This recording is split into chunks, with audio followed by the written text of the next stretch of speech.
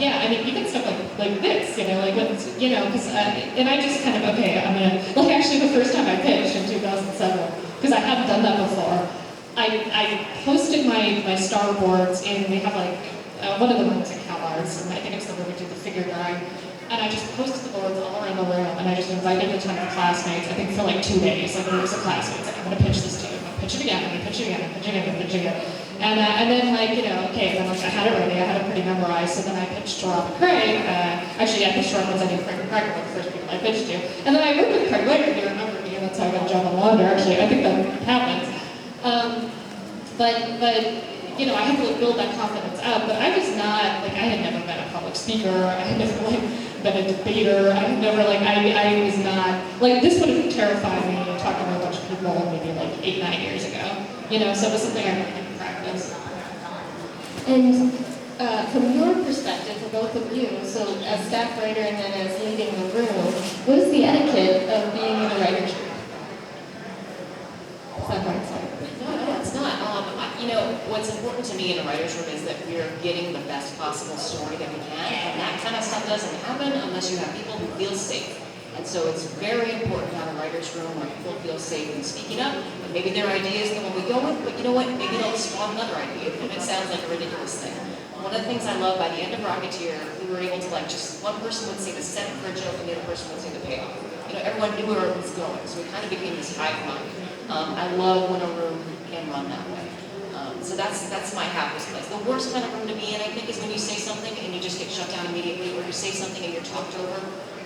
So it's important for me when I'm running a room to make sure if someone is kind of saying something over here and we don't hear it, and I say, oh guys, now what was your idea? So that person can speak. Or if we're all laughing at a joke, making sure I know who said the joke, because sometimes someone will repeat a joke that someone else said and you want to give the original author credit. So that's something that I'm always trying to do in writing. Yeah, I haven't had the pleasure or stress of running my own room yet, but as somebody in the middle of it, it does the world to be listened to and to be fearless about, oh, there are no stupid suggestions, or even just as you're saying it, I know this is stupid, but does this get us anywhere? And the stupid suggestions sometimes will lead you to the solution. That happened in the room I'm currently in, where someone just said the stupidest thing, and in 2 seconds we were like, no, that's actually brilliant. That's actually going to solve everything. But I've also been in rooms where we're very heightened and where we are talking over each other. And in those situations, I try to calm down, I try not to be mad at anybody, because we're all just in the moment. And then when there's a moment of silence, reassert, because it was my first room and I was the youngest, I was the only lady, so it was important to just me as a person to make sure I was heard.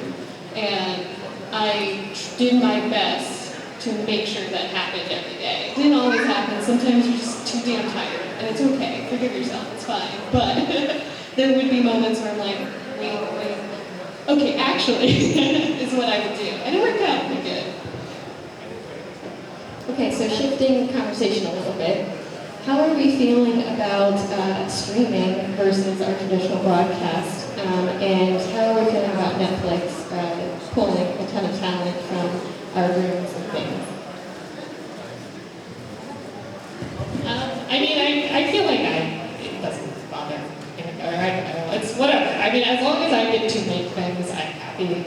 And I think the industry really booming right now is great, because I would say it's not just Netflix pulling people, it's all the companies are trying to get great people and hang on to them and treat them a little better, and it's a great time to be, if anybody's trying to get into the animation industry right now, it's a really good time, because there's a lot of shows, a lot of projects, and it's not always like that. I graduated in 2009, and there was nothing. It was in the recession. There were not jobs. Everybody that had an internship or an apprenticeship, every year, classmates would get the Pixar apprenticeship, and I wanted it so bad. They weren't even doing it that year. Everybody shut down what they were doing because everything was dried up. So right now we're having a great time. And it could go away. I think it could go away anytime. So everybody should appreciate it now, make the most of it. Yeah, I'm happy a lot of my friends are working. That's how I feel about streaming and Netflix. The one challenge that we're having right now is, the metrics involved. studios can't use the same kind of like litmus test for how a show is doing because people can watch it whenever they want. And so, it's no longer this, eventized television. You have to be tuned in at this time to see this. No, it's everywhere. You can do whatever you want. So the challenge, I think, has been for the bigger companies, especially the ones that are older, to adapt to that and see what that means as far as success. Most of my stuff has just been streaming. I think Cyberverse is on Cartoon Network, but on Saturday mornings at like 6:30 a.m. And it's like, no one's seeing that. Not even I as a child. I woke up at like 10 a.m. like at the early this. So I've only experienced a digital world, and it's interesting to even imagine that things could have been on Cartoon Network so as being only on digital, I have no qualms. Nicole, did you have to change your strategy in how you actually wrote shows? I've seen that happen. It hadn't happened for me, but I've seen other people have to break up their shows differently, write extra content based on, where it's going to be airing, no longer writing to act breaks is another thing that happens because you don't have a commercial break. So yeah, there's all these different changes happening at all times. Yeah, it does switch up all the time. I mean, I feel like there were so many times on Star where it's like, your episodes need to be in this one. No, they need to be in this one. No, you need an act break here. Oh, no, we don't care. Oh, like season to season, it was always kind of a new formula. Sometimes you were getting confused, like, wait, do we need to keep the title safe, or do we not care about that anymore? There's always like one of those. It also kind of feels like back in the day it was girls preschool or boys action. Streaming seems to have opened up kind of the genres that we can play with in animation. Is that exciting to you? Do you find that you're put in boxes sometimes when you're a creator and trying to get a role at a company? I mean, I think it's getting better. Yeah, I mean, there's definitely a lot more freedom and a lot more interesting projects. But I'm sure the same type of BS stuff is still going on everywhere where it's, I mean, I had a wonderful experience in Star. I'm not, I really actually got a lot of freedom at Disney and got to do a lot of great stuff with the show. But, especially in the development process, there was a whole lot of, okay, that's going to be for girls, that's going to be for boys, it's going to be for little kids, it's going to be for older kids, it's going to be, I mean, the mind was changed on this project so many times. And even sometimes halfway through a season, I would suddenly go and be like, actually, could we skew again there? Oh, actually, could, like, oh my gosh. But, I always felt like there was a way to navigate that, and I actually think the reason that Star did have 4 seasons in that sort of environment was because it's for girls, it's for boys, it's got magic, it's got action, it's got relationships, it kind of like served all the purposes at any given time, and that kind of ended up working out really great. I actually wonder too how much of that, those lines of content are drawn because of merchandising, because they have a specific amount of shelf space to fill for an age range and a gender, and so when you're spending a lot of your toy budget on a show that's a commercial for the toy, they want to specifically make it for that. So I think part of what we're getting away from now is that not everything is necessarily tied to merchandising. You can just have this online content that doesn't necessarily have something, and then if it's successful, then merchandising is added onto it. So that might be a different way of thinking now. Yeah, totally. We're definitely in a place where things are changing for the better, where it is turning into a thing where it is less about the gender binary, for sure. I look forward to what it's going to be in 5 years or 10 years, based on what it's now. Would you generally say that it's more difficult for females in this industry to be successful? I mean, I think that's changed a whole lot too. I mean, in a very short amount of time, which is really exciting to see. Because like when Star got picked up, I was the second female show creator in Disney television, cartoons for the animation, which is kind of bizarre, but now there's a lot more, so I think it's going in a great direction. Yeah, I feel super lucky to have had amazing mentors, men and women who have just supported me and helped me up the ranks in animation, so I've had very good experience, and to our point earlier, just always trying to pay that forward. Yeah, for sure. I think there is a new need for diverse voices that everybody in the industry, live action, features, and animation is sensing and feeling, and everybody has this desire to definitely diversify their stories and their storytellers, sometimes it doesn't always work out, or sometimes the best intentions are there, but it doesn't really manifest. But like I said, in 5 years, I'd love to see what it looks like. In 10 years, I'd love to see what it looks like. But also, I have had the experience where there's not too many women in it. There's definitely more. But because it's not a 50-50 yet, like there's so much room for women to come in and be like, look, this is what I want to do. I'm wondering if the type of shows like Spider-Verse and stuff, I don't know, I'm just curious about it, because definitely Star, we were kind of 50-50 men and women, and a lot of, yeah, I've already, definitely, and actually on our board team, I think in our final season, out of our 12, I don't know, some seasons we had different amounts of orders, but I feel like in the 12 orders we had 2 guys and the rest were women, and they were doing the writings for board women, so it was a very cool dynamic. Yeah, so far in all of my gigs that I've got, like Cyberworks, I'm the only lady. And before me, Kate Leth was writing on the first season, she was the only lady. And the rooms I have gotten in have been much more male majority. I'm so happy to hear that. That's so cool. Yeah, no, that's interesting. And I wonder if in a weird way, I guess because it's a little more of an action type of like with a quote unquote. I don't know. I'm just curious. It's true. I haven't quite gotten on like a show that is labeled the girl show. I've never done that yet. Yeah, but I can just see like on the shows, a lot of shows that have a younger, like it doesn't even matter like male or female is running the show, but I can kind of see that a lot of the shows that have like a younger crew in general tend to have more women, which is exciting. Yeah, I think we're 50-50 on Rocket too. I know Wild Canary, the animation studio, actually has 4 women in it, so that's kind of like a cool thing. That's awesome. Where are they? Wild Canary, Burbank. Oh, Burbank. Oh, wow. That's so cool. Okay, a little abstract of a question here. If you could be in charge of the animation industry, what would your goals be to accomplish in the next like 5 or 10 years? Make it gay. Just queer representation as far as the eye can see.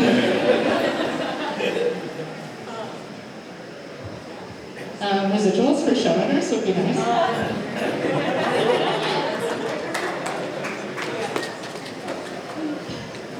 These are going to be boring answers, but like queer representation, non-neurotypical representation, just representation as far as I can see, but also like better pay, of course, more original voices, or even if you're going to do an IP, a legacy IP, just like really influx it with something new and interesting, just to see if it happens. More chances, more diverse animation styles is a big thing that I'm not an animator in any way. I barely draw, but man, do my eyeballs love seeing different styles of art. I would say more budget for a lot of the animated shows would be great, because it's interesting if you look at the budgets of like a feature generally, especially like a Disney or Pixar feature or something, like so much more than a season of a show. And we're doing so many more hours of stuff. I mean, not that it needs to be the budget of a feature, but I do sometimes think that it would benefit the shows to have a little bit of a higher budget. Actually, the features could probably have a little bit of a lower budget. So I was on the animation guild board for 9 years, so I'm kind of coming up from that side, and for me what would be fantastic for animation is for animators not to have to work unpaid overtime, and for any tests that are issued to be paid, and people that actually have vacation holidays built into production schedules, because if you give someone a holiday and then expect them to make up the work when they're coming back the next day and somehow do 2 days of work in one, it doesn't work. So yeah, those are, I would like to focus on the working conditions and making it a good place. Because when you're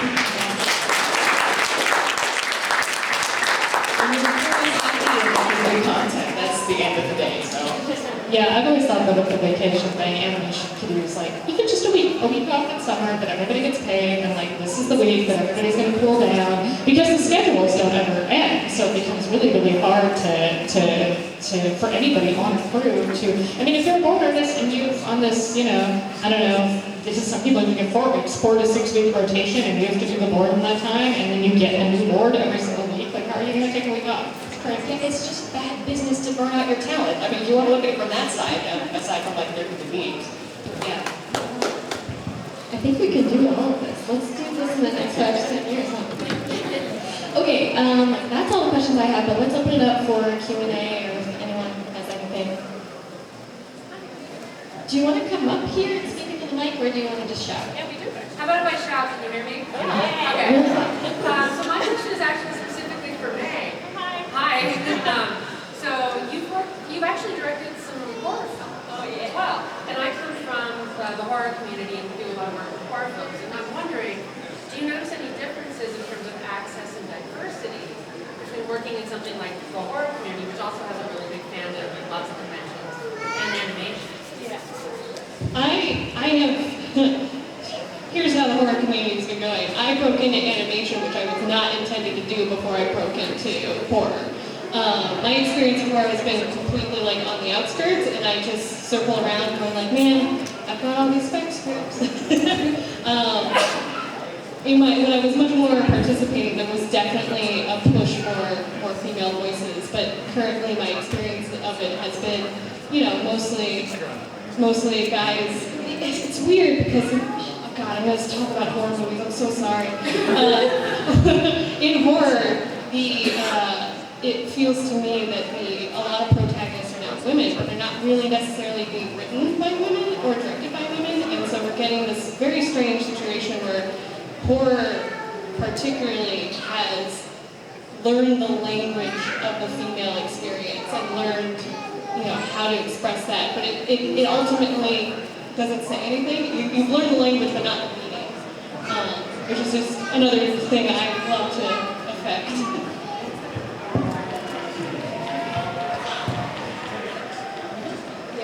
Yes, we need to fill 10 minutes with questions.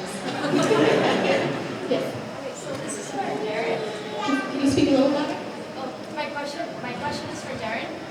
So I was wondering, to be a creator for your own show, what path would you necessarily have to pursue when you're in school or majoring? Yeah, I guess that there's a few different ways to come at it, but definitely like the way that I did going in for character animation specifically was really great, and especially, and not that you have to go to CalArts, but the thing that I really liked about CalArts, that I think really helped me be a showrunner, is at that school you have to make a film every single year. You make a short film, so you have to do every single part of the film, right? So you have to write it, you have to animate it, you have to storyboard it, you have to do all the designs, you have to find voices if that's what you're doing. You have to maybe go find someone in the music department to do music. You have to do the recordings and do the editing and everything.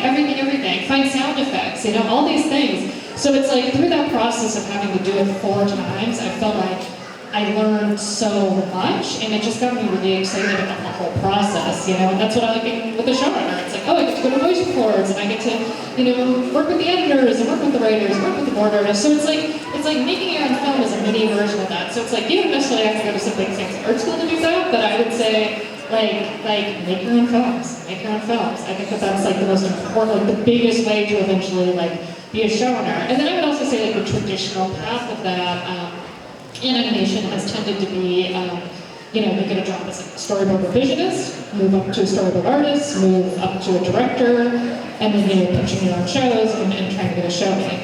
I kind of skipped a few steps just by pitching, because you can't just pitch if you feel confident about your ideas. But I feel like I got to that confidence and I got to that place through making my own films.